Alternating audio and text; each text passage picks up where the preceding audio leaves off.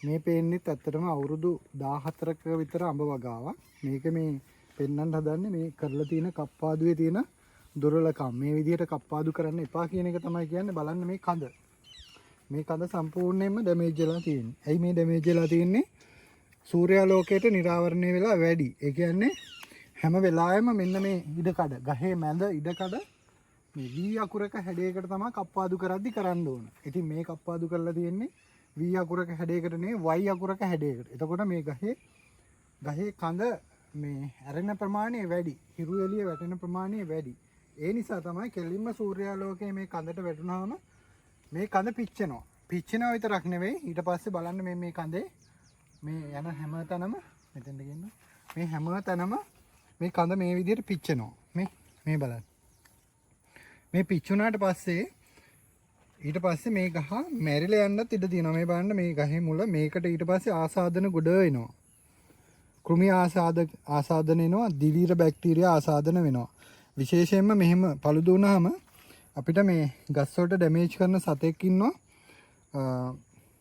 බෝරා සතෙක්. ඒ කියන්නේ මේ කඳ විදින සතෙක් පණුවෙක් ඉන්නවා.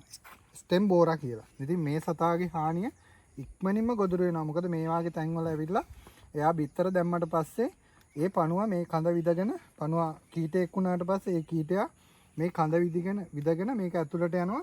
එතකොට මේ ගහ සම්පූර්ණයෙන්ම මැරිලා යන්න පුළුවන්. ඒ විතරක් නෙවෙයි අපිට තිබුණ මේ ගහෙන් අවුරුදු ගාණක් ගන්න තිබ්බු අස්වැන්න නැති වෙනවා. පළදාව නැති වෙනවා. ඒවා විතරක් නෙවෙයි අපි මේක සෑහෙන කාලයක් නඩත්තු කරන්න ඕන අපිට. අවුරුද්ද පාසා හොඳ අස්වැන්නක් ගන්න පුළුවන් භෝගයක් තමයි මේ ටොමී ජේසි. ඉතින් මේ ටොමී ජේසි කප්පාදු කරනකොට නිරන්තරයෙන් හරි අවබෝධයක් යුතුව කප්පාදු කිරීම ඉතාම වැදගත්. මම මේ කප්පාදු කිරීම පාඩම නෙවෙයි ඇත්තටම අද දවසේ මේ කියලා දෙන්න හදන්නේ.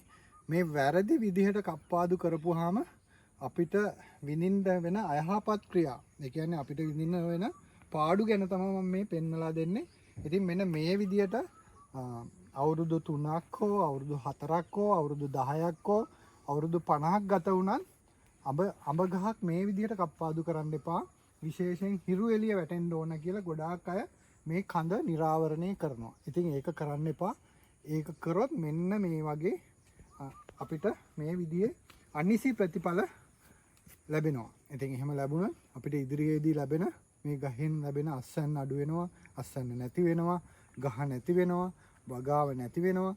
ඒ නිසා හැම වෙලාවෙම කප්පාදු කිරීමේදී නිසි අවබෝධයක් අරගෙන, නිසි පුහුණුවක් අරගෙන, නිසියාකාරව හරි තාක්ෂණික උපදෙස් මත කප්පාදු කරනවා නම් ඔබගේ වගාවට මෙවැනි හානියක් සිදු වෙන්නේ නැහැ.